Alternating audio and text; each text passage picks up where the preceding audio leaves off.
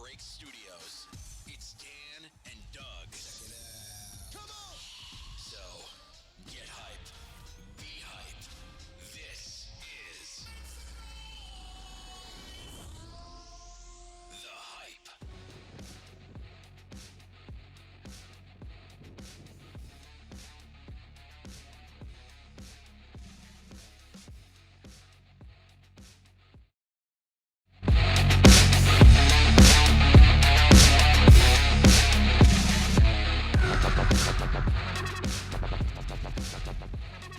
We in this thing like Phillip Rivers. We are back for Hype episode number 24. Thank you for joining us. We got a lot of stuff to talk about today. You can see the topics on the screen. And if you're listening to us on iTunes, welcome. We're going to try to explain ourselves as much as we can. But we do run a live show on YouTube with slides and videos. So we'll do our best to describe it to you guys. We're going to talk some LeBron. We're going to talk some Prizm NBA, Eli, Illusions NFL, Carson Wentz, and other stuff, including product reviews. I'm joined by Dan. What's going on, Dan? And C-Rad. Hopefully the podcast is not going to be only on iTunes. We got to put it on Stitcher or something else. You know, for those people, all those people who have the Android products.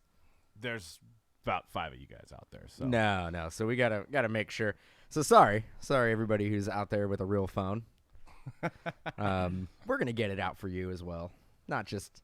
How is your phone, by the way? How's the X treating you? Oh, it's the greatest phone known to man. I mean, they have never made a better phone. I've heard other comments about it. I don't. It loves my face. It knows how to open my phone based on my face. You know, it knows my nose. C-Rad will agree, right? I mean, it's simply a phenomenal piece of technology. I go into the store and I pay with just pressing 2 buttons, you know, and I'm in and out of there, which is something you love to do. You love to get in and out of there, right? You don't like those awkward conversations at the grocery store. If you had an iPhone, you could pay Apple Pay. You could just boop, you're out of there. Everybody has Apple Pay?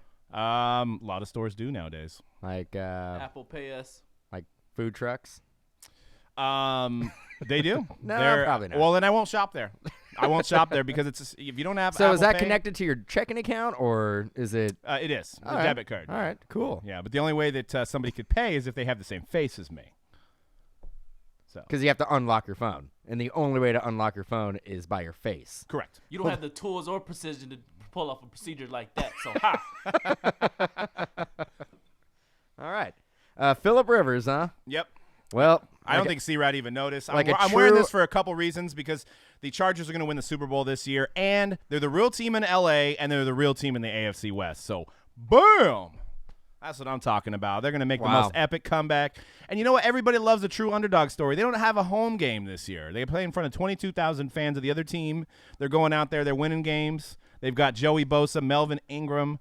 They've got Melvin Gordon running the rock. They got Phillip Rivers, who deserves a ring. The guy's paid his dues. It's the year of the Chargers, guys. Sorry. Man, Niner fans, you go 1-10, and you're just like, I need to find a new team. No. I need to find a new team. No, Jimmy Garoppolo is the real deal franchise quarterback. But for this season, you know, I'm hoping for a low draft pick for the Niners. So I got to pick a team that I feel like is going to be a winner. So I figure I'm going to jump on the bandwagon of the Chargers right now for those 2 reasons. Because it's the real team in L.A., and it's the real team in the AFC West, and I'm going against you guys. So I can talk crap for the next 7 weeks as the Chargers good thing get for into you, the playoffs. Good thing for you, there's nobody on there. You're the only one. All right, that's what I'm saying. It's not like So, I'm yeah, jumping on the good- Patriots. Good Who for jumps you. on the Chargers? Good for you. You're the only one there. Yeah, I mean, I might be moving down to San Diego soon, guys. I might be like at the beach, you know, with the great weather and the lower home prices out there, just chilling. You guys might have me via satellite. I might become a season ticket holder. First off, you need to figure out where they're playing because they don't play in San Diego. So I don't know why you're going to move 2 hours south of where they're playing. Well, because I represent the old school San Diego when Phillip Rivers got drafted. That's why, you know, I know they're the real team in L.A., but, you know, I'm going to live in San Diego, live and breathe, die Chargers, and represent L.A. That's cool. I'm more of a Stan Humphries fan myself, but Natron Means. That was a really good opponent in the Super Bowl that year. Somebody had to win. Somebody had to go for the AFC. Yeah, it was a little lopsided victory there. And Chargers don't have the tools or precision to win the AFC West. That's true. where's his That's tools true. and precisions coming from? Is that from a movie? That's from a movie. What That's movie are we super, talking about? super bad. When How he's do I not know that? I'm gonna cut your face open, use it, put it all over my face, and go buy alcohol. That's because the Face ID thing. That's where I got it from. The tools and precision. I like it. We're gonna have to use that. But I want to get into LeBron. First time in his career that he got ejected from a game. And in the next slide, I have a video of him getting ejected. I wanted to get your guys' opinion on it. Did LeBron deserve to get ejected, or was the ref simply just too hot-headed and wanted some 15 minutes of fame? We won't get fined, right? I don't think so. See, look, watch. You're out. Coming up. He's like, you're out of the game, LeBron. King's out. Kick the king out. So I read something that the referee said that LeBron punched the air at his direction. Ooh, so the air moved fast enough No, towards him. it was he felt that he was really aggressive towards him, so that's why he threw him out. LeBron's just mad, dude. Everybody else gets fouled. James Harden would have got fouled on that play. James Harden. You see it here. It was it wasn't that bad. James Harden would have got the call. Why is LeBron not getting the call? Because he's a baby. I mean, this is what happened in the but finals. He get all the calls. He got But Draymond if there's any contact, it's a foul. That was a foul. That's called all game, every game. That guy was like, you know what? You're too entitled, LeBron. This is next. I'm gonna take your guys' opinion on this. But C-Rad, what did you think about the ejection from LeBron James? I thought it was hilarious. It probably wasn't warranted. Because if Draymond would get kicked out every game, then yeah. if they based like that act on being kicked out, yeah, exactly. Draymond Green would never play a game in the NBA. But LeBron does cry a lot. That's the thing. LeBron cries more than any superstar of his level has ever cried. But that's kind of the way of the NBA is to cry to get fouls. Yeah. So short fuse with that referee right there, though. That was quick. And then he couldn't even look at him. You see him just walking away like a bitter parent that shouldn't have really punished his kid. Yeah, well, the other thing you could look at is that he's never been ejected before. So for him to be ejected off of something like that, you know it has something to do with the referee. Like he has some kind of just doesn't like him. He's probably a Warriors fan. He's from Bay Area. Could be. I don't blame him. I think Kevin Love went for 38 in this game. Did he? Yep. Well, the one thing about it is he got kicked out when they were up by 23 with 3 minutes left of the third quarter. Yeah. It really wouldn't have mattered So it didn't the affect outcome. the game much, but yeah, so you have to wonder, why that situation? Right. So we got some Prizm NBA coming up, but I wanted Bleacher Report has a good theory about LeBron James possibly coming to Philadelphia next year, and imagine the possibilities with LeBron James and Ben Simmons. Just them two. It doesn't even matter. You throw in Embiid, who's possibly potentially one of the better centers, or shows potential of being one of the better centers of this time. They've got the most money, and they've got that superstar power. And Simmons and LeBron have the same agent, so there's a possibility. I know we talked about LA earlier in the season, but Philadelphia is doing pretty well. What do you guys think? Do you think there's a slim chance of this happening? Slim, yeah. I don't buy into him going to Philly. You don't think so? Mm-mm. I think he goes to L.A., bigger market. But what if L.A. ends the season 40 or 30 and 50? 30 and 52, and the Sixers end the season 50 and 30. You got to think that LeBron doesn't have many more years left in his prime. Let's face it. I know he looks great. Still at his age. He looks a lot better than Melo. He looks a lot better than Wade that came out in the same draft. I know he was a couple years younger. But he can go on that team and maybe play only 25, 30 minutes when needed. And you've got those horses. He'll ride those horses in Philadelphia. That's definitely the game plan. He definitely has to go to a team that's younger where he can preserve himself, not playing 40 minutes a night. I just don't buy that it's going to be the Philadelphia Sixers just because Simmons and LeBron play such a close type of a similar game that I don't see how those two work. Even though they have the same agent, it makes sense that way. Well, you got Simmons running the point, though. I mean, you got Simmons. When Simmons and LeBron are out there together, you could have Simmons feeding him. And, LeBron's a good passer, too. So, I mean, those two guys, if they learn how to play together, it could be a couple years of absolute domination in the East. If it happens. I mean, so would LeBron be better? Let's ask you guys this. Would LeBron be better? Which team would be better? If LeBron was on the Sixers or if LeBron was on the Milwaukee Bucks. I don't think LeBron goes anywhere where he's playing 25 minutes. I think LeBron. It's gonna be a middle ground. He's gonna be like 35. I think LeBron he's not going to be on any team where he doesn't get 35 minutes. He's already been talking about how he's been tired this year, though. He's tired. But he's one of those players that if he is not starting and he's not a vocal point of the team, he's not going to be on that team. Like he will not play. He'll retire before he's going to be like a guy who's going to be coming off the bench. Yeah, I don't see him playing 25. I'm not saying coming off the bench, but I'm saying he doesn't have to play the whole game. He doesn't have to play 44. Yeah, they could rest him a lot more on a team like that. He will not. He could rest, but he will always his whole career he will average at least 35 minutes a game. Because right now he has to. Because who does he have that can take control of that game on that Cavaliers team right now? Derrick Rose, where's he at? I think he's hanging out with all the bums or something. He's got some mental problems.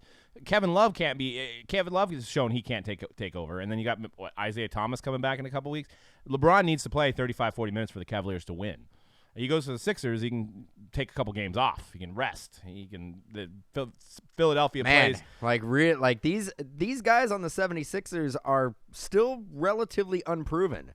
For you to be like, oh man, the greatest player ever to play, he can just take a back seat to all these guys been playing for 2 years. I'm not saying he's taking a back seat. I'm saying they won't need to rely as heavily on LeBron in that on that team as LeBron is relied heavy on in Cleveland. LeBron's not Iguodala. He's never going to be that guy. He's never going to be a guy who's like, hey man, I'll go ahead and be the first guy coming off the bench just for the good of the team. I'm actually comparing it more to like a Kevin Durant situation.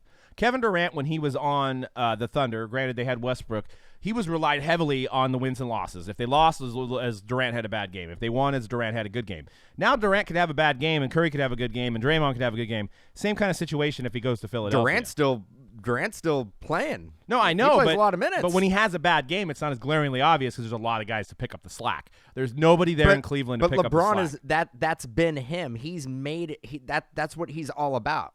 The game rides on his shoulders. He wants that. He wants to be the reason why the team wins. But does he want that when he's 34, 35, 36, 37? Yes. He can sign a 5-year contract with Philly and maybe just squeeze a couple rings out without even having to exert a whole lot of energy. A couple rings. Just get a couple. Go to Philly, get a couple rings.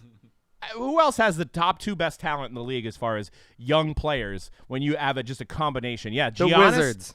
No. Wizards. John Wall and Best Bradley in the Beal? league.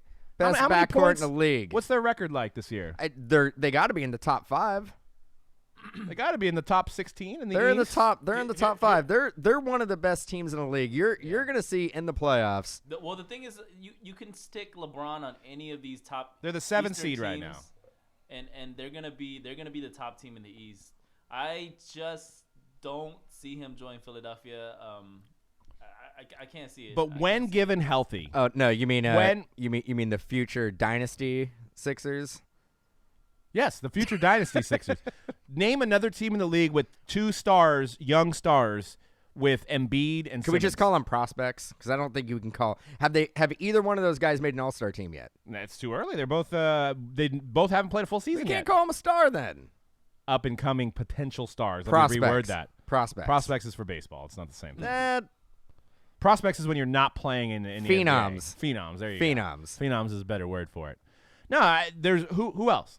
Who in Milwaukee? You got Giannis as a young up and coming phenom.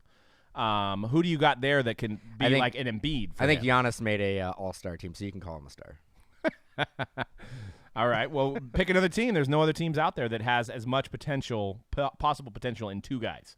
You throw LeBron on that team. The Wizards. They're the number 1 team in the East. Wizards with Beal and John Wall. No. Yeah. How many points has Bradley Beal averaged in his career? I don't know. You have the computer in front of you. You tell me. I bet he's in the top 25. I'm trying to get his. I'm going on basketballreference.com, guys. Shout out to them. I'm gonna go ahead and say he's 20 points a game. You know, it would be hella funny. He averages 16 points in his career. 16 points. Yeah. But what about the last 51%? He averages. What about the last 2 years? Well, for one, he hasn't played a full season. He hasn't played a full season since he's been drafted. He's played 56 games his rookie campaign, 73 in 13-14, 63 in 14-15, 55 in 15-16. He played 77 last year. I guess you can consider that a full season. Well, yeah, I mean, But he averages 3 assists and 3 rebounds a game. So what is he doing? What is he doing? He's just taking the shot every time and missing it? He's not giving the ball to John Wall. What did he score last year? What did he average? He averaged last year. He averaged 23 points. Pretty damn good. Okay, pretty damn good. He also shot 48%, which is below league standard. So below league standard, and he's a career 44% shooter. So okay, then you add that. Who would you rather have to Wall? So who would you rather have, Bradley Beal or Klay Thompson? Bradley Beal. Oh my God, losing his mind. Losing his mind. The only reason why, because Klay is he's so hit or miss. Klay can go on a streak where he's kind of like Brandon Belt in baseball, where like he's super streaky. He'll go through a stretch where he's shooting lights out. The one thing I can say about Klay that separates him from a lot of other players who are the starting shooting guards on your team is that he's tall for a shooting guard and he plays killer defense. So that is the one thing that I will say. Those are positives. Yeah, I'll say one thing about Klay Thompson over Bradley Beal is that he plays defense. Bradley Beal on the Warriors would be behind Iguodala on the pecking order. Okay, he would be 7th player on the Warriors. If Bradley Beal would be the 7th player on the Warriors. If Klay Thompson was not on the Warriors, Bradley Beal would be the starting shooting guard. No. Yes. No. Klay Thompson's a better player. And that's not even a homer talking. No, I said if Klay Thompson's not on the team, who would you put as Nick Young? Nick Young. Nick Young, yeah. Nick Young would be over Bradley Beal. No, that's where it stops. It'd be Iguodala, then Beal. That's where the lines that's where the line's drawn. Yeah, exactly. Swaggy P. Patty McCaw. If you guys were Lakers GM in Cleveland offers you LeBron for Lonzo and Ingram right now, what would you do? I would take LeBron. Well, I don't know. There's youth though. Ooh, wait, what do you think? Lonzo and Ingram? Yeah, you trade Lonzo and Ingram for LeBron. Would you take the deal? Start with C-Rad. Does that mean do I get Paul George next year? No, that's all. That's you got to answer just that one. I would get rid of Ingram, no problem. I just don't. I don't know about giving up Lonzo and Ingram. Ingram, no issue. I could do like Ingram and Julius Randle. Well, then you got LeBron and Kyle Kuzma, and Kentavious Caldwell-Pope and one of the Lopez's out there. Brooke, the good one. They're on the same level. Ingram, Randle, and Lopez for LeBron. I wouldn't trade Lonzo though. Yeah, I mean, if they had a couple more pieces, I would trade for LeBron. But I think you'd put LeBron in a position where it'd be like the Cavaliers when he was first on the Cavaliers, like when he didn't have anybody else besides like Shaw on the team, and Eric Snow. I mean, or no, that was the Sixers. What I think Brian Shaw. Maybe Brian Shaw. I think it was maybe. What I think is gonna happen is this summer, LeBron's gonna wait and see who else, because Lakers can afford 2 max players. He's gonna see who they get first before committing to the Lakers. I think. They're obviously getting ready to sign 2 stars because they didn't re-sign Julius Randle. There's even rumors that they may be trading him so that he doesn't walk away for nothing. Here's my issue with LeBron coming to the West. I don't think he wants to come to the West. The path to the finals is a lot easier in the East. Yeah, California is a terrible place to live, especially if you have like $1 billion. But you know he's got to play the Rockets. He's got to go through the Warriors. If he's on the Lakers, if he's on the Sixers, the Cavaliers now are like a seed. They're like a seed. If he's you want to play, you want to play the best. It makes you better. You want to beat. That's the why best. you play the best in the finals. You don't get ousted. I think he stays in the East. The other pause with the Sixers situation for me is that yes, they would be a crazy good team and this is another big if Embiid and Simmons can stay healthy. And I think LeBron may be looking at it like, I don't know if I can trust these guys to stay healthy. They've only played 2 months into the season. You know what I'm saying? Like, that's why I don't think it's going to happen this summer. Well, what if they both stay healthy this year and the Sixers are like the 4th or 5th seed? You know, that's where I think it could change. Yeah, I still don't think Sixers are a big enough market for him. Dude, so Well, it's gonna get bigger because the Eagles may win the Super Bowl. So you got some hype on the town, and then you get Philly's probably a few years away from being good, but you got the Eagles, and then you can get the Sixers right back in the swing of things. You got the Flyers. Could be. It's a bigger market team than you'd think, right? It's bigger than Tampa Bay. He wouldn't be able to play for any Tampa Bay NBA team. But do I get an answer if I would trade those guys? Yes. Okay. Yeah, I would trade Randall. I'd trade Ball. I'd trade like Luke Walton if I needed to. Shit, Bill Walton if his dad wants to go. One of the championship banners from the Showtime Lakers. One of the trophies. Everything. Staples Center. Everything. If he wasn't that old, I would think about it because you potentially only have 5 more years of LeBron in his prime, and you'd be trading away guys that could play for potentially 15 years for you. That's the thing. But you've got unproven versus obviously one of the best of all time. Once in a generation talent, and then you have Lonzo Ball and Julius Randle. That you cannot look at those guys right now and go, no, Lonzo Ball and Brandon Ingram, not Randle. Randle, you could throw in Randle, you can throw in Kuzma, you can throw in Pope, you can throw in the whole team. I would actually take LeBron and then the rest of the dudes. I don't even care, just LeBron versus 5 guys. So it'd be like the Ricky Williams trade. See how that worked out for the Saints? It was good. Yeah, Ricky was good. It was good. It was really good.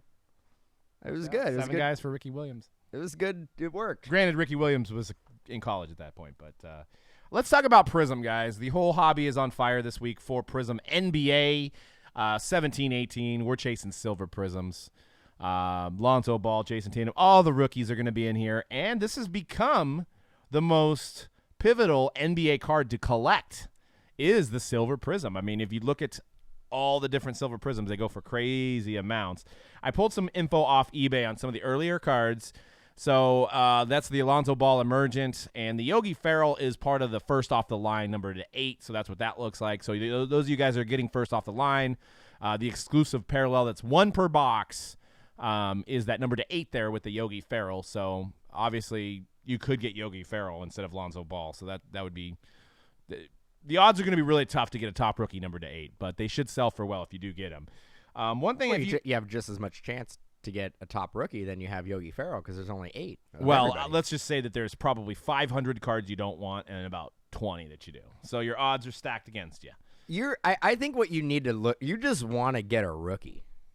That would be probably, get one of the rookies. They'd probably pay for the box. Yeah. Yeah, you want to get one of the rookies, absolutely. Or a Kevin Durant or a Steph Curry. Or LeBron. Any of the top 20 players, vets in the league. There's only one league. That's true. The G League. So yeah, if you're listening to this on the podcast, we have some images on the screen of the upcoming Prism NBA, which is going to drop on Friday, the 1st of December. Now, the next screen, I have some of the autographs, and I think the rookie autographs are showing you why you want to collect the silver Prisms. So if you go to the next slide here, you can see how butt ugly the rookie auto is. I don't know why the design department decided to throw a sticker on basically the base card and make it. I mean, this is with a glare. I mean, am I being pompous and thinking that is a hideous design for a sticker rookie auto? What don't you like about it? The black borders on the side. The black borders on the yes, side? Yeah, you can get away with the black border on the side. The Reggie Miller is fine. Actually, they faded it out. The corner borders, like where they cut out the black, they could leave that. It's the black side borders that look stupid. Exactly. That's what I'm saying. It's like they didn't, and I don't know what the Andre Nicotina's regular base card looks like. I'm assuming it's the same photo. And maybe they do have photo variations. Maybe that's just a photo variation. That's not the real auto. That's all I could find today. But it just seems like they could. And if you're listening to this on the podcast, if you look at the card, the sticker auto that I'm looking at, it's a Frank Nicotilina, or however you say it. How you say that, C-Rod? I don't know. I was playing 2K. They said him on there. blah blah blah. Telekina. So the end's silent there. And So not no. Telecanina? Anella Canina. It's French. It's French.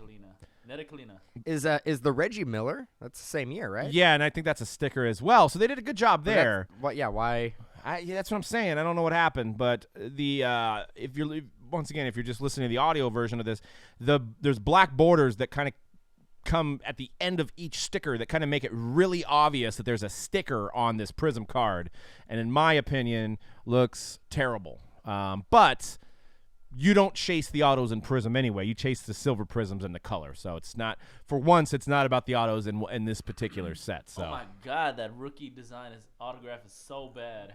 So I'm telling you. So then why put autos in it? Why not just make it about the colors and the silver Prizms? Well, you guys remember in because I think you have to have autos. It always has been that way. You guys remember in 15-16? I like what they did there. Like they had on-card rookie autos. Yeah, they were in their college unis, but at least they were on-card. But they also had their pro uni autos. They were sticker just like what you see on the screen there.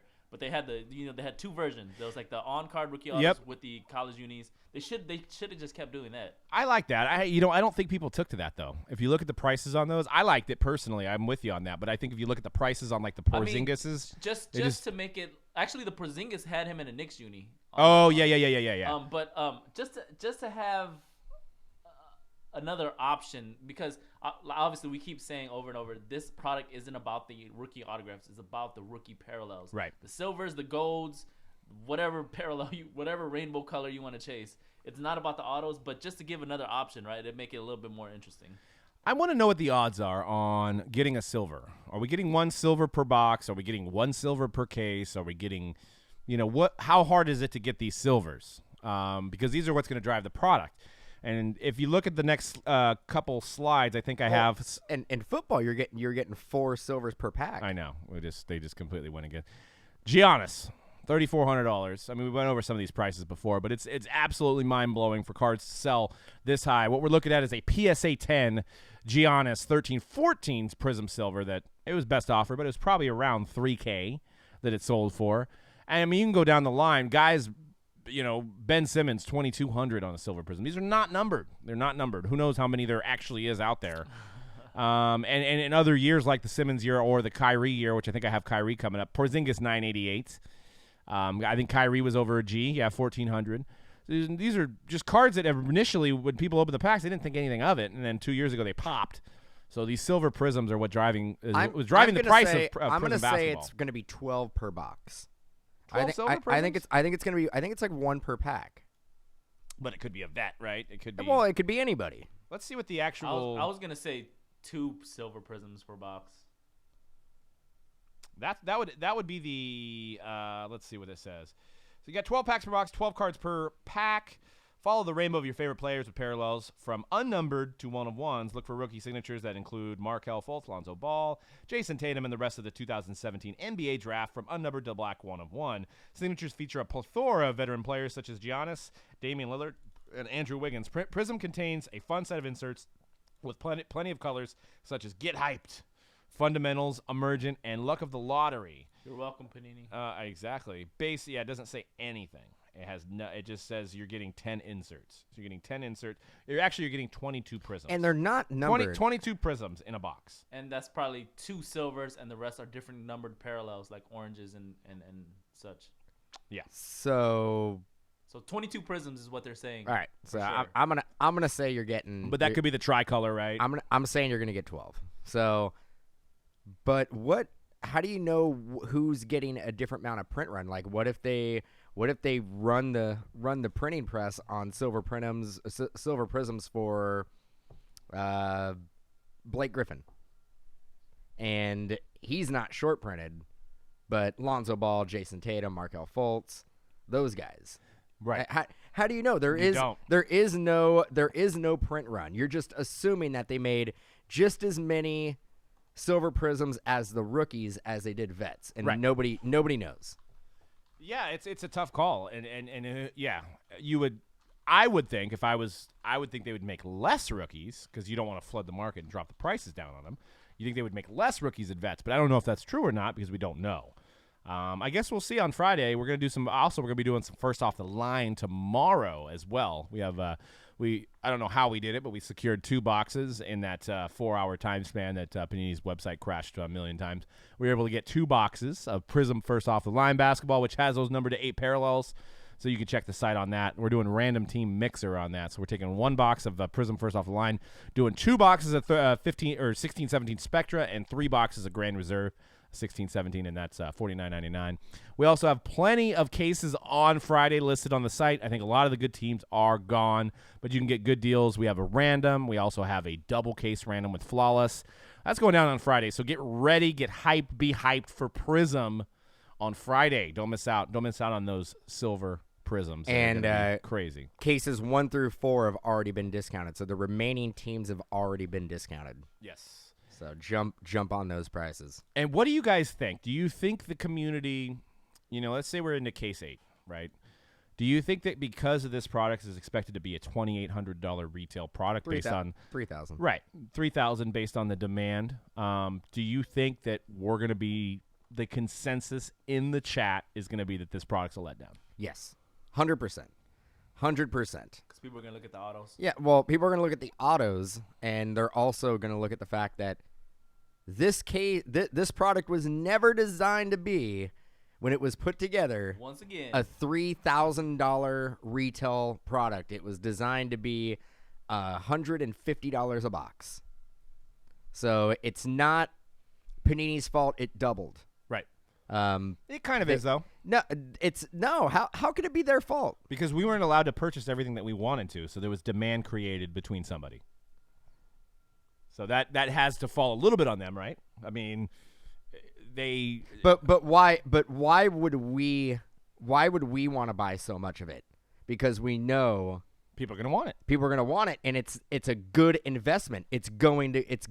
If you get it at the original pre-sale price, it's a no-brainer, good business investment because you know it's going to go up. So we wanted more because we wanted to basically, essentially, make money. Right. It trickles down the line. So if we wanted to do that, well, distributors want to do that. Yeah. And I mean, the consumer wants to do that. The online retailers want to do that. So if everybody's trying to get their hand in the pot to get a couple extra bucks out of it, then demand's going to go up, and the price is going to go up. Right. Yeah. No. Absolutely right. It's supply and demand. It's fundamentals, but it's just like I said. I think with these products that go up this high, it's going to be like, wow, your best hit was a number to 25 Steph Curry base card in a $2,800 case, or your best silver Prism out of the case was a Jordan Bell. Right. That's the best silver Prism you got out of it. Well, and I'm not trying to. Well, I am trying to promote our breaks, but that's the reason why getting into breaks, as opposed to spending $2,800 and getting $500 in return, you can spend a couple $100 or $50 in the case of a 6-box random on our website. And if you get burned, you get burned only by $50. You don't get burned by $2,800 or $260 for a box.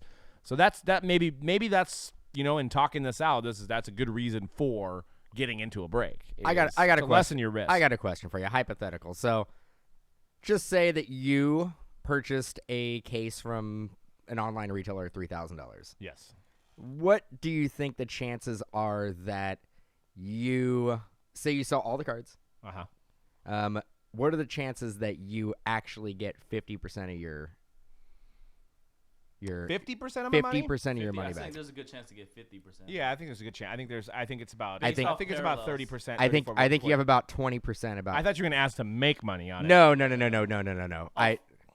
50%. I think you can easily make that off of the parallels of all the rookies. I think you have 20. It'll be a lot of work, but I think you have 20% of getting 50% back. Okay. I think you have a 1 in 5 chance of basically selling the cards and getting $1,500. It's tough to call because there is 10 rookies right now that'll sell for $100 on a silver or more. Obviously, a silver Prism. There's 10 of them right now that'll sell for more than $100. Just based on the fact that, let's just say that all the silver prisms are made equally between the vets and rookies. There's 60 rookies. Yeah. There's 10 of them that are going to basically going to be big for you. There's 50 of them. Yeah, that's that more are than, gonna that's that are more than any in recent rookie yeah, class. but I'm saying that you're buying one box. You're banking on the fact that you're going to get one of those 10. The only way you're probably going to be able to make any type of money is that you 100% need to get a silver prism of one of the top 5. Yeah, rookies. I mean, Lonzo Ball. You're gonna have Lonzo to- Ball you're- auto is going to probably at least be $200 or $300. Tatum will probably be $200. Okay, I am pretty sure Lonzo Ball, Tatum, Fultz are all going to be short printed autos. Yeah, they're probably did probably these going to be autos. numbered. They're probably going to be numbered to 99. I don't think they're going to have any non-numbered autos. Those are definitely going to be short printed. You may get one of the top 5 guys autographed. Maybe in the case. Maybe. Yeah, we're gonna have to see. I mean, Well, we're gonna definitely have a report back on next week's show on what we've seen and what we've seen on the forums and stuff like that. There might be some statisticians out there that are able to figure out what percentage you're gonna hit these guys at. I mean, obviously, assuming that all the print runs the same. But you got a lot of different elements of this product that's different as well in prior years, because we got the fast break version, we've got the first off the line version, we've got retail version, that's in blasters, we got retail version that's in rack packs, we have the hobby version. So there's about 7 or 8 different types of runs that were made with this. Try to keep them all even? I don't know. We'll see. I mean, fast break has its own parallel checklist, unlike any other set. Any other prism that's made. So now it's like, are you going to even get some silver prisms in there? Maybe you don't. So it's going to be interesting. I think the number one complaint you're going to get on a box to box basis is you're going to open up a box and there's a good chance that you may get a Pascal Siakam sticker auto. Yeah, second year. There's a good chance. Probably. Guys like that. Gary Harris. We're seeing it in Donruss and Hoops already. Juan Hernan Gomez. Yeah. Second year auto. That's going to happen. And I know people are going to be like, I just spent $300 on a box and I got a $3 auto. Well, again, getting back to it, this product is not based around the autos. Yeah. So the smart money, the really, really smart money, but the really hard thing to do would be if you had a sealed box, is to hold on to it for 2 years, maybe even a year, because 16, 17 prisms up to $400 a box already. So even if you bought it at $250, you could probably wait 2 years, and you've got so much rookie power that probably 2 or 3 of these guys, worst case scenario, are going to be all-stars. 2 or 3 of these guys. So if you go to the next screen, you can see the firepower, and I'll read this out. Obviously, Simmons doesn't count because he's not in Prism, but he's leading the league in points. You got Kuzma. So out of the guys that are going to be in Prism. For rookies. This is for rookies. Okay. This is for rookies. I should preface this. This is the rookie leaderboard for points. So you've got Kuzma, that's at 16 points. You got Donovan Mitchell from Utah now at 14 points. You got Smith Jr. for Dallas at 14 points. You got Lurie in Chicago at 14 points. You got Tatum. He's kind of slid down at 13. You got guys, John Collins at 11 for the Atlanta Hawks. Oh, okay. That's not Zach. No, John Collins, and then John Collins getting a lot of playing time. And who's James from Phoenix? It's another. I think we talked LeBron. about this last. Mike I think James. LeBron James. And then De'Aaron Fox is up to 10. And De'Aaron Fox, I was watching him play the other night. He might be one of the quickest guys ever as far as speed. If he uses that for good, I don't know. We'll see. But wasn't Bogdanovich last year? That's a different one. That's a new Bogdanovich. So Sacramento has another rookie? Mm-hmm. Yeah, they have like 75. Jesus Christ. Look how many guys are on there. There's Jackson down at the bottom. Frank Mason. Frank They Mason. won the draft this year. There's 4 guys that are rookies for the Sacramento Kings. Everybody's counting them out. Nobody's even really realized how good they could be. New stadium, I think they got Buddy Hield, in a hobby sense too. They're so good to get for this year's products. Yep. Have so many rookies. I think we looked at this a couple weeks ago. I think it's deja vu. It's up to date now, but we were looking at this a couple weeks ago, and I think we all had a consensus that the one surprising name on there is Monk. Monk is still way down there. 7, yeah. They're saying he's got a lot to learn, and he's a little reckless. He's kind of like Russell Westbrook. Yeah, so if he gathers himself up and gets the game speed down, I think he'll be good. Who's Blakeney? I don't know who that is either. He's only played 9 games though, so it must be. Who's Brooks? That's Is that Aaron Brooks? Dylan Brooks. Dylan Brooks. That's right. Aaron Brooks. So, surprising these guys on the top, so you can go to the next slide. We've got Kyle Kuzma, which, obviously everybody's hype was on Lonzo. He's leading the rookies. He's leading the 17-18 rookies in points at this point. So, I mean, you can't count Simmons because he was last year's rookie in terms of this hobby. He's considered a rookie this year and probably will win Rookie of the Year.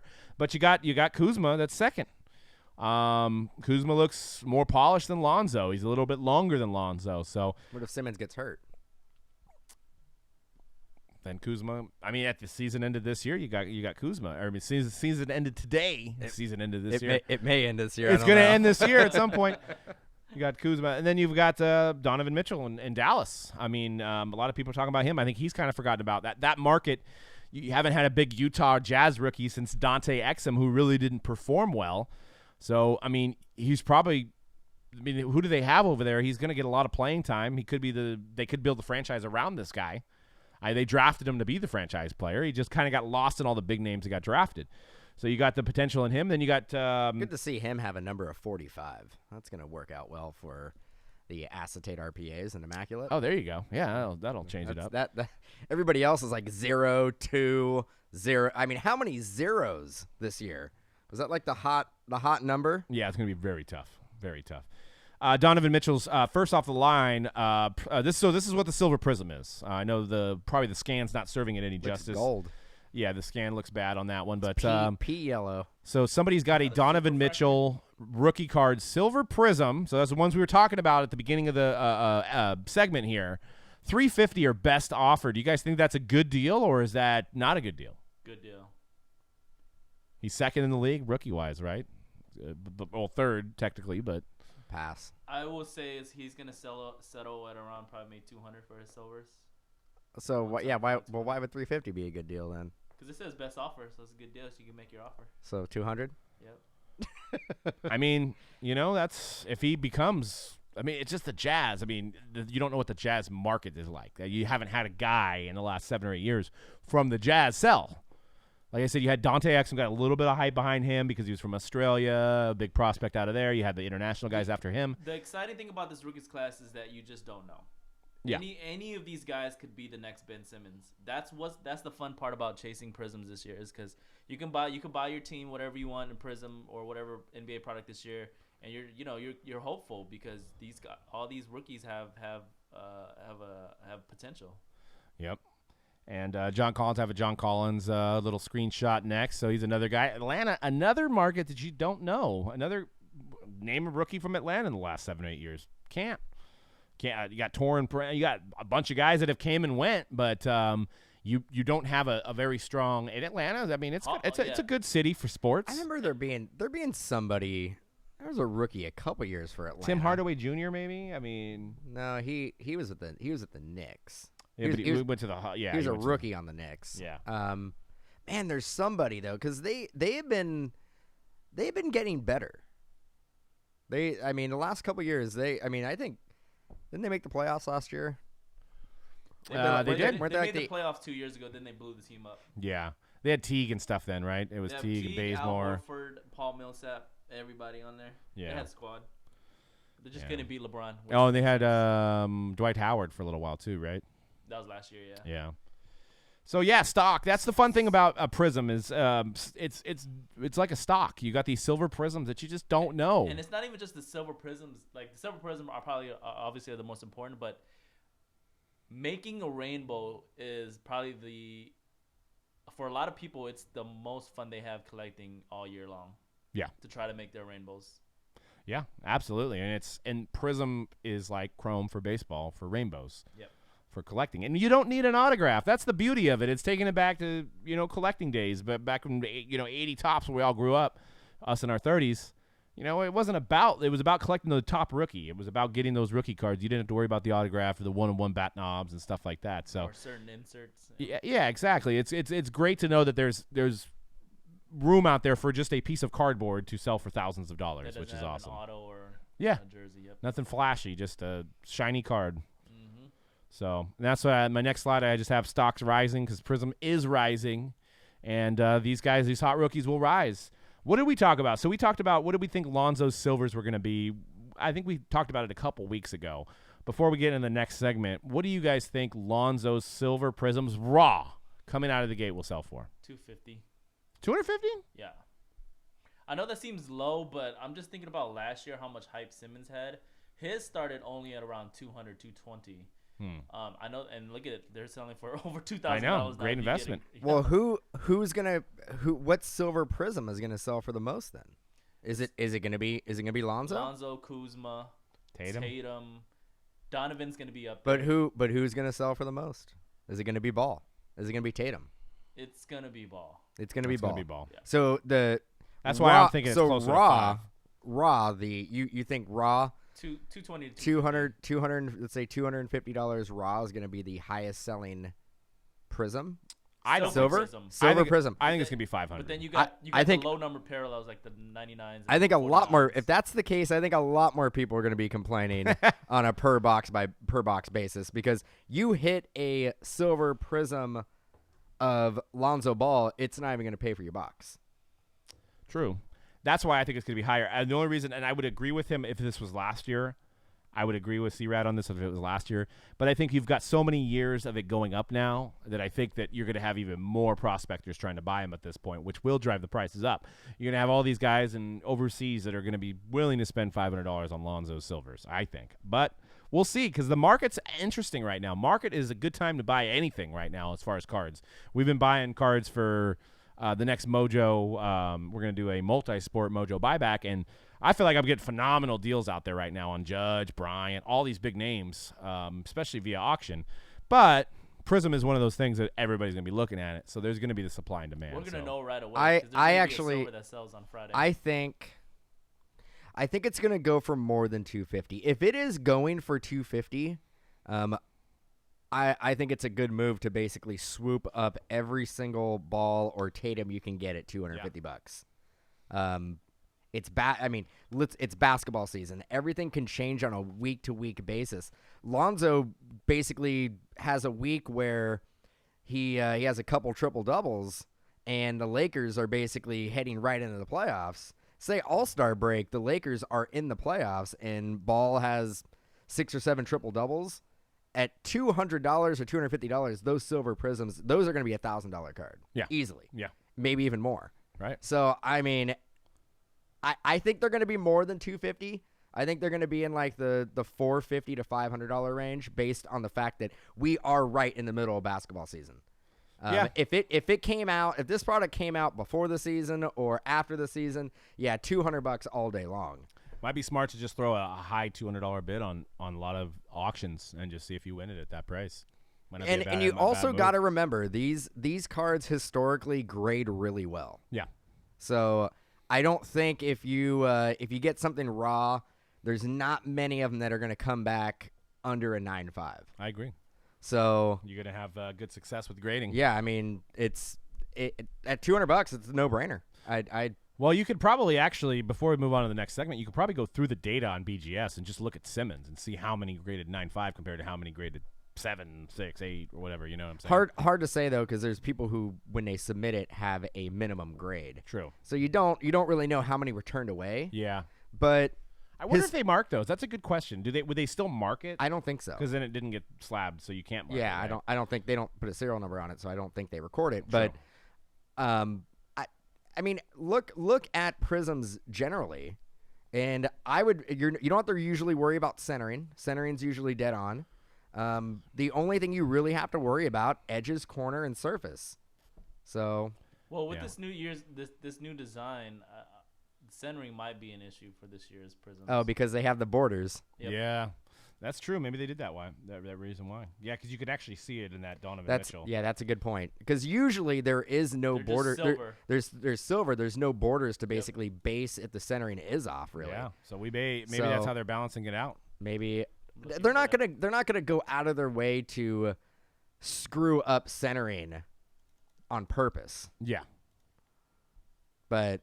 Yeah, right there. You can see with the black on the sides. Yeah. Yeah, you could really probably measure it how they measure it with their templates and stuff with that, as opposed to not having a border. So and just from the naked eye, that one looks off centered. A little bit. It does. It looks like there's more on the left side, or less on the left side, more on the right side. Right? Yeah. Yeah. Huh. Well, I wanted to get into Eli Manning. One of the most questionable football moves that I've seen in the last, actually probably my whole life. Yes, the Giants do suck. Is it Eli's fault? No, probably not. He won 2 Super Bowls.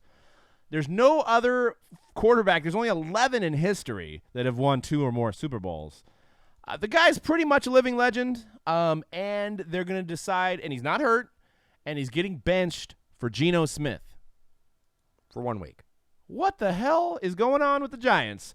Who is smoking crack at the Giants? New York Football Giants. Your fans don't want to see Geno Smith when you're 1-9. Your fans want to come out there and see Eli Manning. I don't care if he throws 2 interceptions. I don't care if he gets sacked 5 times. You're 1-9 or whatever you are, 1-10 now. Or actually, they're 2 because they beat the Chiefs somehow. They're 2-10, I think. At least throw Davis Webb out there. Well, they are. That's the other thing. They're going to throw Davis Webb out there the next week, but they didn't feel like he was ready. But still, you have Eli Manning on your team. What the hell is wrong? Like, this is the stupidest move I've ever seen. It's the coach trying, like you said. McAdoo is trying to figure out how to save his job. And he's not. He's going to get fired. He's gone. But unfortunately, I don't think whoever they bring in can bring Eli back. Right. I think Eli's career as a Giant is done. It's unfortunate. I think there's a lot of teams in the league that can use Eli Manning. I think Eli Manning gets waived. I think Eli gets. I think he gets picked up by either Denver. But will Eli I think he gets picked up by Arizona. Right. I think Eli will. That might be the karma. Wouldn't Denver make sense? Denver would. I mean, do you think the move could be made this year though? Like they can release him. The right thing to do for Eli Manning would be to release him. Give him a shot to go somewhere else after he's given you 14 years and 2 Super Bowls. Give him a shot to play somewhere else. Do not just basically go, "Hey, you're gonna basically be the backup," or in this case, it looks like he's gonna be the 3rd stringer once Davis Webb shows up. And they're going to see what they have in Davis Webb. If they don't like what they see with Davis Webb, then they're going to draft one of the 3 quarterbacks that are going to come out. I mean, he has an 83% rating this year. 84, 14 touchdowns, 7 interceptions, a 62% completion rating. But without Odell Beckham, without Brandon Marshall, they are going to be in rebuild mode soon. Are they going to build a team around Eli Manning? They need to see what they have in Davis Webb. That's why they're doing it. If you lost your job to Geno Smith, would you first eat an entire New York cheesecake, drunk call your ex, or ride in an elevator with Ray Rice in a woman's wig? Courtesy of Brent in the chat.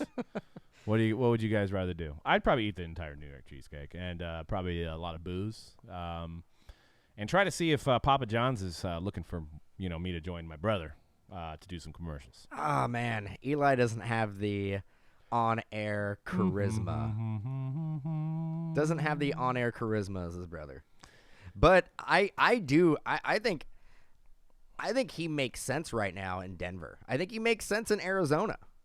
But in San Fran, just kidding. Why not with Jimmy G? The Niners, they have a lot of work to do. They're not a quarterback away. They need pretty much. How many players on a roster? 52. Yes. I think they need about 52 new guys. 51 now. I mean, no, dude, don't Jimmy G. Just because he may have had a locker next to Tom Brady doesn't make him Tom Brady. If I wanted to show the next slide, I thought was hilarious. If you're not watching and you're listening to this on the podcast, is that Geno Smith or is that Juan Pierre? Juan Pierre may be starting this weekend. It's a pretty damn close comparison. And when did Juan Pierre play for the Fighting Phillies? He played for everybody, man. He played for everybody. Good. I remember him a Marlin, but good baseball player. But if you throw a hat on Geno Smith in that picture, it looks exactly like Juan Pierre. Juan Pierre, I think, is a little smaller. He looks a little skinnier. Yeah. He's they actually kind of like, I don't know. I don't really see it. And you're right about the on-air personality. And the next slide, if you're watching this, listen to this on the podcast once again, you can Google Eli Manning drunk. Oh my Very good gosh. pose of him. Eli's face is. Yeah, he has some of the dumbest, most, I don't want to use the R word there, the strong R. He has some of the most weird-looking faces in the history of football. So, you're right. I think in the Papa John's, State Farm, and everything at SB's host, I don't think it was in the cards, no pun intended, for Eli. No, I mean, But 2 Super Bowl rings. yeah. His brother had to join the, Devon Miller and the Broncos to win a Super Bowl, the second one. So, Eli did it with some Tyree head catches. And don't forget, Eli Manning actually beat the Patriots twice in the Super Bowl, which not a whole lot of people done. So that's also a incredible feat. But what I was going to ask you guys, go to the next slide, is this karma for getting drafted by my San Diego Chargers and saying, My San Diego Chargers. and saying, I don't want to play for you guys because you suck. I don't want to play for you. I don't want to go to sunny California and play quarterback for the San Diego Chargers, which I think we're just about 8 years away from being in a Super Bowl. I actually don't. So you're saying he didn't want to go there because they suck. I don't think that's the reason. I think the reason was they had Drew Brees that they had just drafted about maybe 5 years before that. But Drew Brees was coming off an arm injury. He was. But they drafted Phillip Rivers. But Eli Manning was probably like, I don't want to fight for a job at Drew Brees. I'm going to go to the Giants where they just signed Kurt Warner, and Kurt Warner was 100 years old. I think Kurt Warner was going to be. But you don't get to pick your. It's just like you don't get to pick your parents. You know what I'm saying? You don't get to say, "Hey, I don't want these parents. Let's do it over." John Elway did. That's what's wrong. You don't get to pick who you get drafted by. That's like you should be. You could ask all the quarterbacks that are coming out, like that are juniors Cleveland? that are coming out this year. They're all going to be like, man, I better go back and take my senior year and do some ballroom dancing because I don't want to go to Cleveland. Square dancing. Yeah, I mean, but that's just how it goes, man. You're still getting paid. Yeah. You should be able to make the team better. I mean, plus, Eli had a better chance of going and starting right away in New York, a bigger market, more media, bigger chance to get endorsement deals. I get that, but you don't get to pick. You don't. If we let everybody back out of their contracts, everybody would go to L.A. or the team that's good to be like, oh, Cleveland, no, I'm going to hold out. I'm going to play for the Philadelphia Eagles. I mean, I think that was right after September 11th happened. I think, it was literally after September 11th happened. People lost their lives, and he's like, I don't want to play for $5 million in sunny San Diego. And they say it was his dad, and they say it was his agent, and Eli didn't have that. That's the what people said is Eli didn't care, and it was his dad, and his agent didn't want to play in San Diego. I guess it was the right decision. He won 2 Super Bowls, but looking back on it, they probably saw it with Peyton. Peyton went to Indianapolis. Yeah, that's not a big market. No. They probably looked at it and they were like, oh, we're probably losing, some media here, like that you don't have in Indianapolis. That lucky for Peyton, he has a personality. Yeah, Peyton has a personality, and besides his rookie season, he came out and he was lights out. Yeah, his rookie season was bad. I mean, I think if you go through and look at Ryan Leaf and Peyton Manning, Ryan Leaf had a better rookie season. They were drafted the same year, 1 and 2. That's a good example of never to judge a player by their rookie season. And Lonzo Ball. Yeah, exactly. I was trying to look at his 1998 stats, but I'm having a tough time pulling up. I can go to Pro Football Reference. They were bad. He played 16 games. He had a 56% completion, 28 interceptions. 28 interceptions. 26 TDs. He had a QB rating of 71, which is probably better than a lot of guys this year in the NFL. Decent. Then you could look at Ryan Leaf. Look at Ryan Leaf's. He played 16 games. He actually had a better year. I remember people talking about after that year. They're like, man, Chargers did well getting Ryan Leaf. Is that why he didn't want to go to the Chargers? Because he saw that Ryan Leaf went there, and he saw his brother went to the Colts, and he's like, oh, I don't want to be Ryan Leaf. I don't want to be the next Ryan Leaf. Yeah, he had 15 interceptions, but he only had 2 touchdowns. But he had 2 touchdowns. He had 2 touchdowns. Ryan Leaf, and how many? But his quarterback rating was 39. So how many? Peyton was 80. How many interceptions? He had 15 He had 2 touchdowns? and 15 interceptions. Oh, that was terrible. What the hell am I talking about? I don't know. Dude. Yeah. I must have watched. There must have been that one game. I think he just wanted it to be that way. There might have been that one game where I was like, man, Ryan Leaf's really good. And I don't know why he missed the entire 1999 season. Maybe he got hurt preseason. I don't remember. Damn. Okay, Ryan Leaf had a terrible rookie season. I'm He sorry. had a terrible career, unfortunately. He had a 50 quarterback rating. He had Didn't he play? he had 36 interceptions and 14 touchdowns. Didn't in he 3 play with seasons. Dallas? He did. He ended his season off. Ended his career off with Dallas, but he only played 4 games that season out of the 16. How many? 3 games started. How many years for Ryan Leaf? 3. 3 years. 3. Hall of Famer. No. Hall of Shamer. Actually, I just saw him. He's doing some type of he's doing some type of show. He's on one of the networks. Yeah. Well, we're getting close on time, so I want to blow through some of these next segments. But Davis Webb, I want to say Davis Webb. I was looking at Davis Webb's cards. They're not, out of this world yet. Might be a good investment. But when I looked a little bit closer of Davis Webb, I thought maybe he could be the son of Steve Buscemi. I think there's a lot of similarities in the look of old Davis Webb. I don't think that's a guy that you want to be compared to. Why? What's wrong with No, Steve Buscemi, I accomplished actor? You love Boardwalk I know, Empire. no. Steve Buscemi, probably one of my favorite actors of all time. Guy is top notch, 100%. Guy's sick. But as Fargo, he's kind of funny looking. I didn't judge him that way. I'm just saying he looks a lot like possibly could be the son of, Steve Buscemi. Now maybe Steve Buscemi probably had maybe like a model wife that kind of didn't make the eyeballs as big as Steve Buscemi's.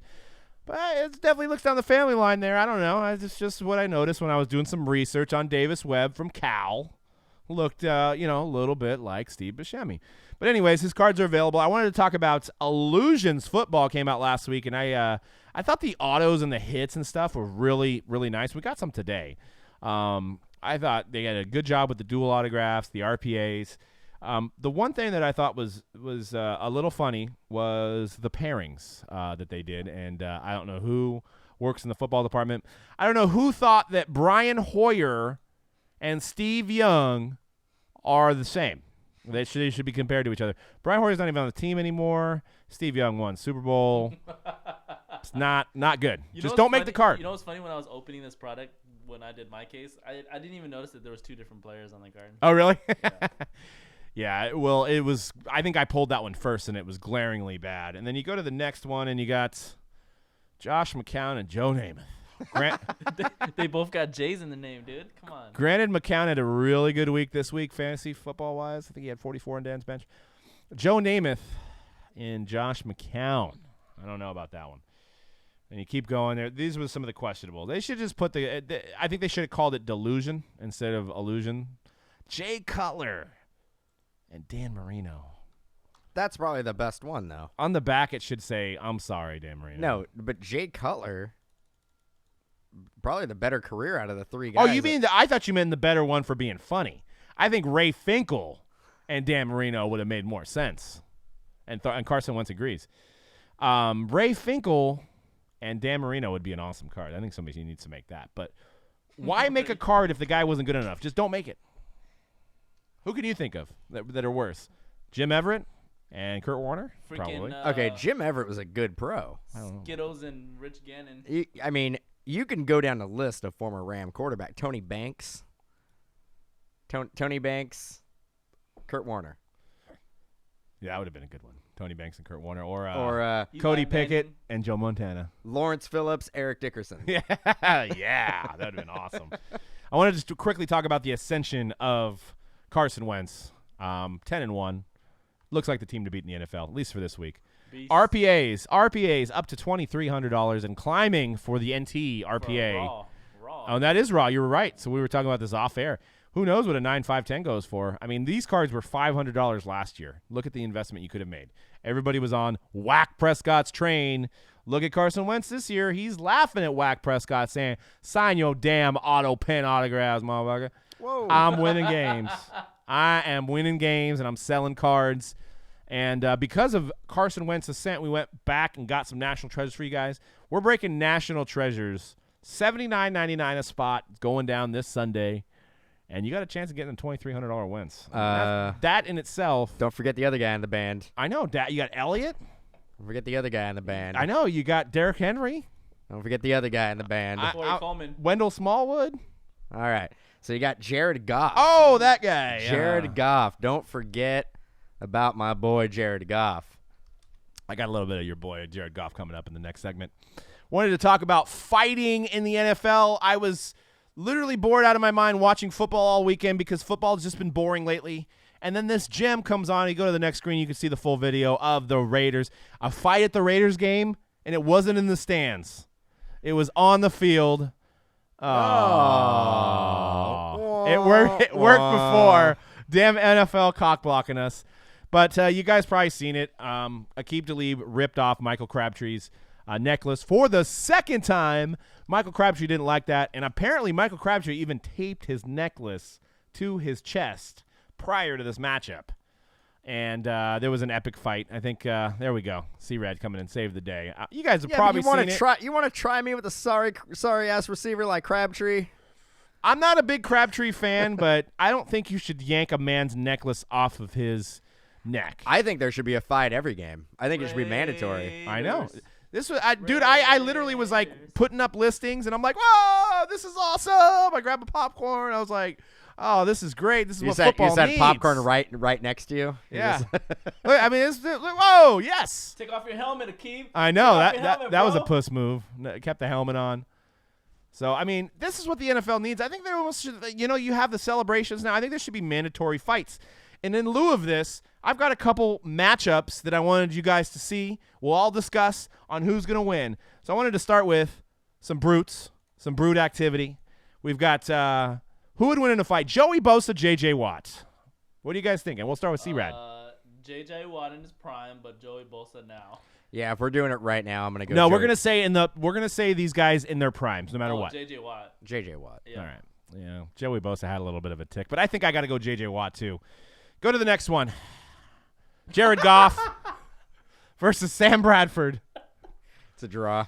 There would be some there would be some slapping going on. If you're listening to this on the podcast, we're doing verses. We got pictures on the screen. So we've got Jared Goff. If Jared Goff fought Sam Bradford, who would become victorious? Start with Dan. I'm gonna. Okay.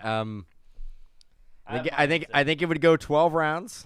There'd be a lot of hugging, a lot of but I'm gonna go with the young buck. I'm gonna go with Jared Goff. I think Jared Goff would knock him out in the 12th round, or actually, it'd be a decision.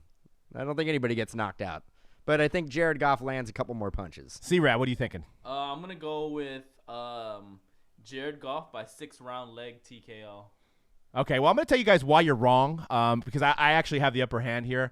If you go to I'm going Sam Bradford strictly based. If you zoom in on that picture that I have on the right, which is in the next slide, he looks like Charles Manson. Look at the look in the guy's eye. He's gonna eat your leg. Look at that. That's not real. Well, that's not. Google doesn't lie. That's not. Google does not lie. Dude, look at that look. Do you want that guy dating your daughter? That is the look of a serial killer. Look, you can see it. Same picture. You zoom in a little bit. I advise you guys that are listening on the podcast to watch the video of Sam Bradford's eyeball. It's very serial killer-esque. And that's why I think he would win, just based on that. I mean, Ryan Gosling's out there filming The Notebook. I don't think he would see it coming. I wouldn't see this look in Sam Bradford's eye. Even though he's got the hair part, he's got that going on. He looks very innocent, very boy next door. That look in his eye says it all right there. He's winning. Young Buck's got the intensity. I just feel like Jared Goff could leg kick him to death. He'd go down. He might on those brittle legs. It'd be a fun matchup. Let's. I think I have one more screen. That's Jimmy Garoppolo versus Tom Brady in their primes. In their primes, not 40-year-old Tom Brady. In their primes. Are we talking about a fight or a beauty contest? Yeah, seriously. Ooh, yeah, that's. I'm gonna go Thomas Brady. You're gonna go Tom Brady? Yeah, I think Tom Brady. He grew up, went to the mean high school of Sarah. So means, I mean, he grew up in the mean streets of where'd he grow up? Like Pleasanton or something like that. Like he understands hood. I don't think Garoppolo understands the hood. I don't think I could pick a man that wears Uggs though. You know what I'm saying? I can't pick a man to win a fight that wears Ugg boots.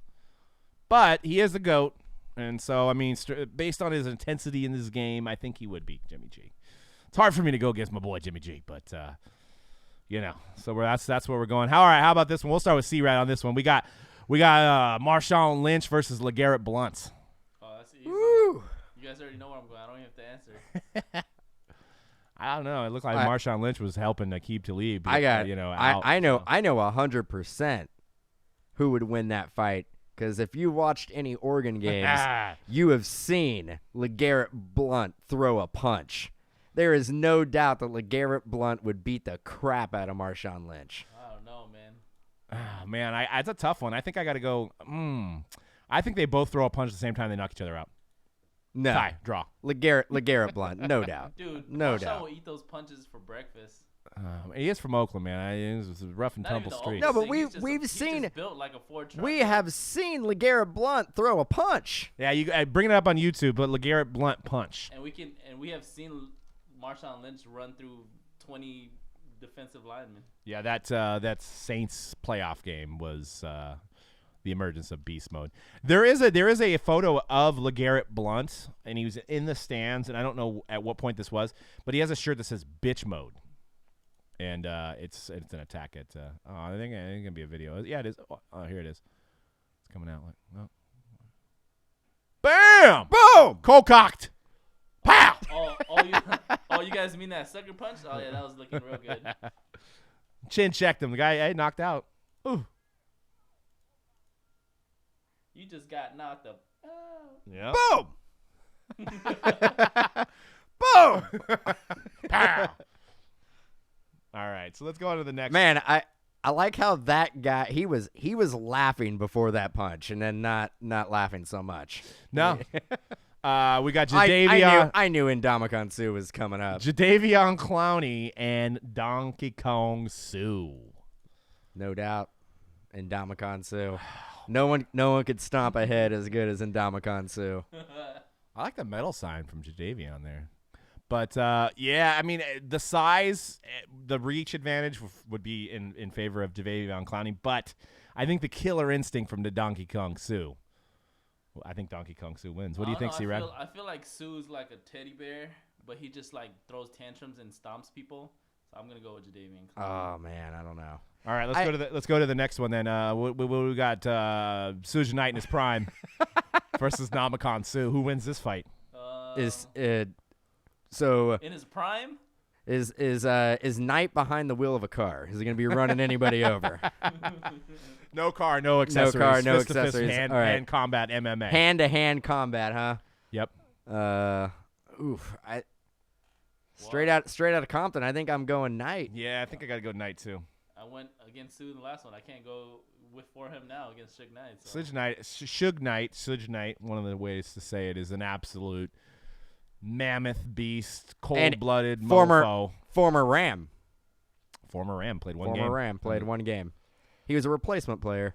Bill Belichick versus Jim Harbaugh. Look at that intensity. I don't know. Belichick doesn't give you much. I feel like he'd just become he would just pull off. He'd be a ninja behind there, and he'd figure out ways to just I think he would be the type of guy that because he studies so much, he'd just have he'd just be able to hit him with a pressure point and knock him out. Harbaugh, I don't think you can. You would have to kill him to get him to stop. He wouldn't. But I think Belichick would be like one of those things. He just and just hit him right here and then go to sleep. No, but you'd have to. He would just get back up. He would never stop. The intensity from Harbaugh. The powers and the khakis. What do you think, C-Rad? I feel like both of these gentlemen would be just rolling around the ground, dude. No, nothing. That'd be pretty funny. No, I think Harbaugh would be. He'd be like that kid doing the hardcore dance at a metal show, like in the pit, just waving his arms around and just getting crazy. Legendary status. Dan Marino versus Joe Montana. Who wins in a fight? Dan Marino. No, dude. I've seen him freak out on TV.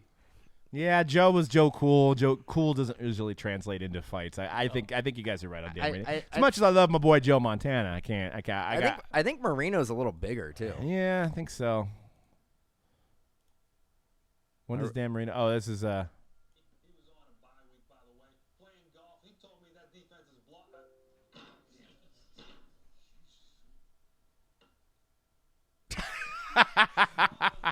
Dan Marino. Yeah, I think you're right. Oh, I just want to know what I just never knew the explanation for why he just freaked out for just because he messed up his wording or whatever. We still got teams in the last one, right? Yeah. Yes, 9 Can teams you left. bring up? I want to hear the audio on Chuck Pagano's interview from this week. I don't know if it'll come up that very easily in a search engine. This is completely on the fly. I heard it yesterday, and it was shocking. It was very, very interesting. Type in Chuck Pagano, maybe Groundhog Day. Already found it.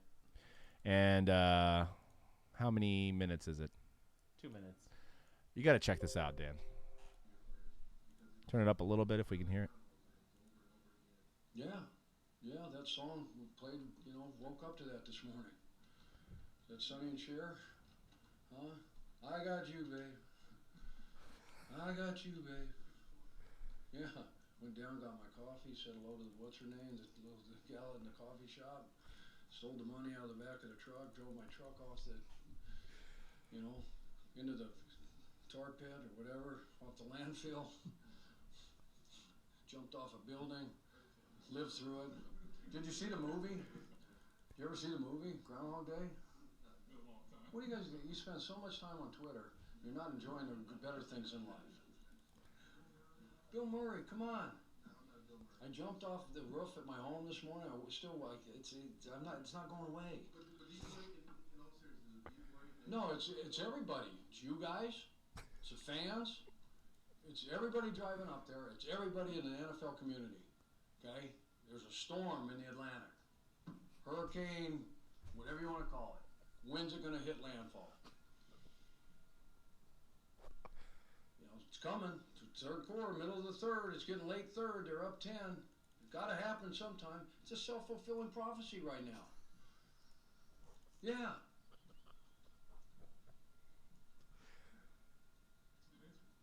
It is, and what's got to happen is, being in Miami for 6 years, when them storms start coming off the coast of Africa, and then they're coming through the Atlantic, and they start coming up, what happens is if you get a nor'easter, right, you get a storm up top, who's in here had done weather before? Huh? You know some weather people, Calabro, who was it? Who's the best dude down there doing weather, or dudette? Huh? Yeah, so when it comes down, that pressure hits, right, and it pushes the storm where? Back out to sea, right? And it goes up the coast, and there's very little damage. Those rings that spins this way, and those bands up top are the most egregious bands. They're far enough out where nobody gets hurt. So when this starts to happen, film your tail off. I love it. You gotta respond. That needs to be 100%. Somebody needs to overdub that interview. You can just do some amazing things with all the hand movement. You can do some amazing things with that. I'm not even sure what he was talking about. I started with Groundhog Day. Yeah. When you're having a tough season, it's bad. Dude, that was awesome though. That was good TV. We needed something like that. I think we're running a little bit out of time here, but we wanted to quickly talk about some product reviews. We're going to get into the baseball mixer, guys. We're going to be breaking all day long. We've got Flawless Basketball. We've got the new Illusions. We've got Dynasty Random Player, which is $22.99 a spot. You get a random player for a case. You got a chance at one of these amazing cards. And C-Rad's been on a heater, so I have a good feeling this next case is going to be pretty loaded as well. So jump in on that. But Dynasty, what did you think? C-Rad opened probably the most of it. What do you think of Topps Dynasty Baseball? Hey, it's Dynasty, baby. It's great patches, great design, even better design than usual this year. But the patches are amazing, and the majority of the players on the list, of course, are good. So the cases I opened up on Saturday were amazing. Yeah, I think you were hitting Trout, Judge. I had a case with it was all gold out of 5s. Wow. An entire case. Crazy. And there also was Chronicles Baseball, what did you think about that? You probably opened the most Chronicles Baseball out of any of us. What did you think about Chronicles Baseball? Panini Chronicles Baseball. I think I told you guys earlier, it's like probably my favorite product right now. I opened one box so far, and it was pretty cool with all the different variety of cards that were in there. You got like 5 sets that they didn't make for baseball that they've used in other sports that they kind of combined. So there's a lot of variety. You're not seeing a lot of the same things over and over again, which is kind of cool. You got Prizm autos, you got Contenders autos, you got Gold Standard autos and Spectra autos and stuff like that. Pretty cool little hodgepodge kind of put together set with a lot of chase. I think it was a good little product for what they could, what resources they have to make it. You know, not having a license. And you can see some of the value in these cards with Judge and Bellinger and these vets and stuff. So, yeah, like it was just a fun product just because, like you said, there's a lot of different things to look at, you know, and products that you would normally see. I especially really like the Prizm cards that they put because I'm particularly fond of last year's basketball Prizm design. So they used that design for the Chronicles. It's just cool to see, you know, the baseball guys on products that they usually don't make for baseball. Absolutely. And we got some other ones we'll probably talk about on the next show with Ascension, and you know, we'll talk about that one with Prizm because it's both of them are kind of – Ascension came out last week. We've got Prizm to talk about next week, so we'll kind of combine those two and talk about both of them, compare them. Well, it's going to be hard to compare them, but we'll talk about them both. But we've got Prizm coming out Friday, basketball, but we got a whole slate of breaks today, guys. We've got holiday packs we're going to be giving out, so check the site out for that. And thank you guys for tuning in to our show, The Hype, which hopefully is going to be on all your podcast networks as well. We realize a lot of you guys do watch. I don't listen to video podcasts, so we need to get this back to our roots where we used to have on iTunes and all the different podcast networks, so you guys can, you know, when you're sitting in traffic, you have something to listen to if you're hobbyists in sports as well. So thank you guys for tuning in to Mojo Break, The Hype. And looks like C-Rad's making a big offer on some Jordan Montgomery under my account, too. What the hell? I won't wear the Charger shirt anymore, man. Don't do it.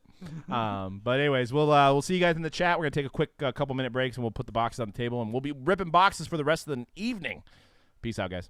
Peace. Have a good afternoon, guys. Bum, bum, bum, bum.